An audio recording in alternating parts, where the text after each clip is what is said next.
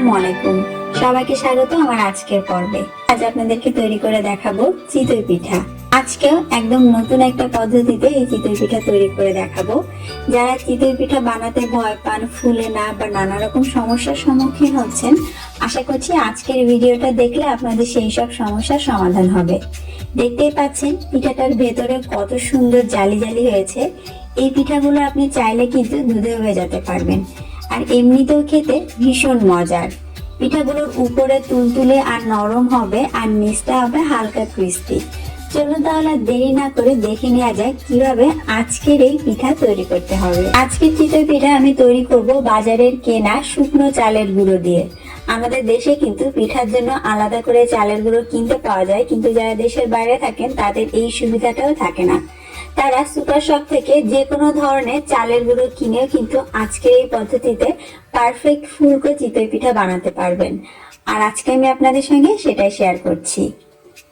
আমি এখান থেকে ঠিক 2 কাপ পরিমাণ চালের গুঁড়ো একটা মিক্সিং বোলে নিয়ে নিচ্ছি, আর এর সঙ্গে দিয়ে দিব আধা চা চামচ পরিমাণ লবণ।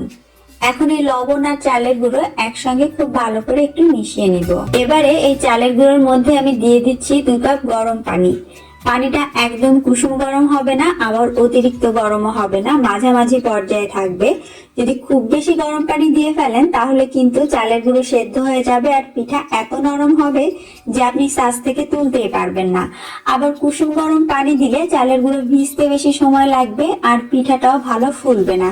তাই মোটামুটি গরম পানি এর মধ্যে দিতে হবে এবং একসঙ্গে হাত দিয়ে অথবা হুইস্কের সাহায্যে এইভাবে একটু মেখে নিতে হবে। 2 কাপ চালের গুঁড়োর সঙ্গে 2 কাপ পানি দিয়ে এইভাবে একটু নেড়ে মিশিয়ে নেওয়ার সময় প্রথম দিকে আপনার কাছে মনে হবে পানিটা কম হয়েছে এবং এটা বেশ আঠালো একটা খামিরের মতো লাগবে দেখতে, কিন্তু একটু নাড়ার পরে আপনি দেখবেন এটা আস্তে আস্তে নরম হতে শুরু করেছে।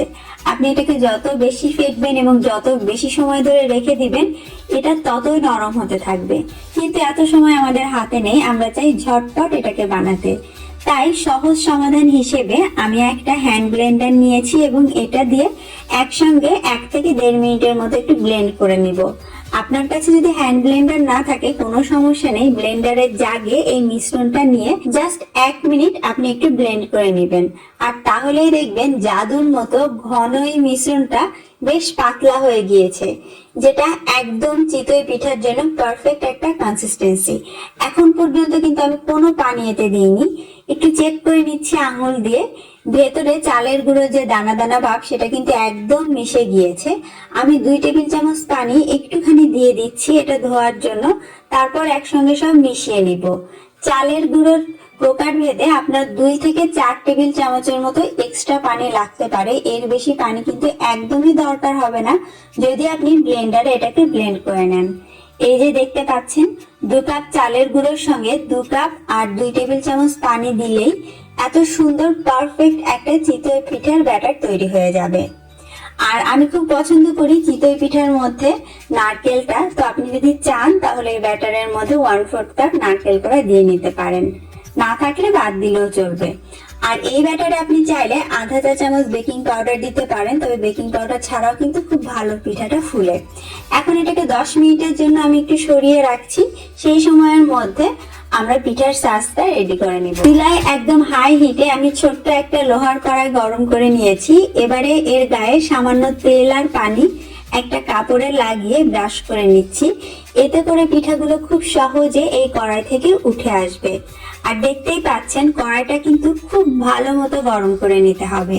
কড়াই গরম হয়ে গেলে এবারে আমরা এর মধ্যে পিঠার ব্যাটারটা দিব, তবে অবশ্যই প্রত্যেকবার ব্যাটার দেওয়ার আগে ব্যাটারটাকে এইভাবে ভালো করে গুলিয়ে নিতে হবে, না হলে কিন্তু পানি আর চালের গুঁড়ো অনেক সময় উপর নিচে হয়ে থাকে। তারপর গরম কড়াইয়ের মধ্যে 1 হাতা আমরা ব্যাটার দিয়ে ঢেকে দিব এবং চুলার আঁচটা মিডিয়াম হাইতে রেখেই অপেক্ষা করব ঠিক 2.5 থেকে 3 মিনিটের জন্য। প্রথম পিঠাটা আমি 2.5 মিনিট পরেই তুলে নিচ্ছি। দেখতেই পাচ্ছেন পিঠাটা কত সুন্দর ফুলেছে, আমাদের বেকিং পাউডারের দরকার হয়নি, আপনি চাইলে দিতে পারেন, কোনো সমস্যা নেই। 2.5 মিনিট পরে তোলার কারণে পিঠার নিচটা আমি আপনাদেরকে দেখাচ্ছি, খুব বেশি লালচে হয়নি, সাদা সাদা থাকবে। আর আপনি যদি মুচমুচে করতে চান তাহলে 3 মিনিট রাখবেন। এবারে আমি আপনাদেরকে একটা ডেমো দেখাই। একই ব্যাটার দিয়ে আমি পিঠাটা বানাচ্ছি, শুধু এবারে যা করেছি চুলার আঁচ রেখেছি মিডিয়ামে আর কড়াইটাও ঠিক মতো গরম করে নিইনি। একইভাবে ঠিক 3 মিনিট ঢাকনা দিয়ে ঢেকে অপেক্ষা করলাম। আর দেখতেই পাচ্ছেন 3 মিনিট পরেও পিঠাটা কিন্তু রেডি হয়নি। চারপাশে মোটামুটি কুক হলেও মাঝখানে কিন্তু এখনো কাঁচাই থেকে গিয়েছে। আরো মিনিট খানিক যদি আমি রাখি মাঝখানে হয়তো কুক হয়ে যাবে, কিন্তু ফুলবে না। শুধুমাত্র চুলার আঁচ কম রাখার কারণে এবং কড়াই ঠিক মতো গরম না করার কারণে আমাদের এই পিঠা কিন্তু নষ্ট হয়ে গেল। ব্যাটার যদিও একই, তাই আপনাকে যেটা করতে হবে, পারফেক্ট পিঠা পেতে চাইলে কড়াইটা অবশ্যই খুব ভালো মতো গরম করতে হবে। চুলার আঁচ মিডিয়াম হাই থেকে হাইতে রাখতে হবে এবং ঢাকনা দিয়ে ঢেকে 2.5 থেকে 3 মিনিট পর্যন্ত অপেক্ষা করতে হবে। এই পিঠাটা আমি 3 মিনিট পরে তুলেছি, দেখতে পাচ্ছেন নিচেরটা বেশ ব্রাউন হয়েছে আর এই পিঠার নিচটা কিন্তু বেশ মুচমুচে হবে। একইভাবে আপনাকে সবগুলো পিঠা তৈরি করে নিতে হবে। জাস্ট মনে রাখতে হবে প্রতিবার পিঠার ব্যাটার দেওয়ার আগে ব্যাটারটা খুব ভালো করে ফেটে নেবেন। চুলার আঁচ মিডিয়াম হাই থেকে হাই পর্যন্ত রাখবেন এবং আপনাকে কড়াইটা খুব ভালো মতো গরম করে নিতে হবে। 2 কাপ চালের গুঁড়ো যে ব্যাটার আমরা তৈরি করেছিলাম তার থেকে একটা পিঠা আমাদের নষ্ট হয়েছে, আর এই ছোট্ট পিঠাটা সহ মোট 9টা পিঠা আমি পেয়েছি। পিঠা বানানো শেষ, এবারে খাওয়ার পালা। ভিডিও করতে করতে আমার এই পিঠাগুলো বেশ ঠান্ডা হয়ে গিয়েছে, তারপরেও আমি আপনাদেরকে একটা ছিঁড়ে দেখাচ্ছি। দেখতেই পাচ্ছেন পিঠাগুলো ওপর থেকে কতটা তুলতুলে আর নিচে কিন্তু হালকা ক্রিস্পি থাকবে। তবে খুব বেশি ঠান্ডা হয়ে গেলে নিচের ক্রিস্পি ভাবটা একটু কমে যাবে। আর দেখুন কত সুন্দর নরম তুলতুলে হয়েছে পিঠাটা।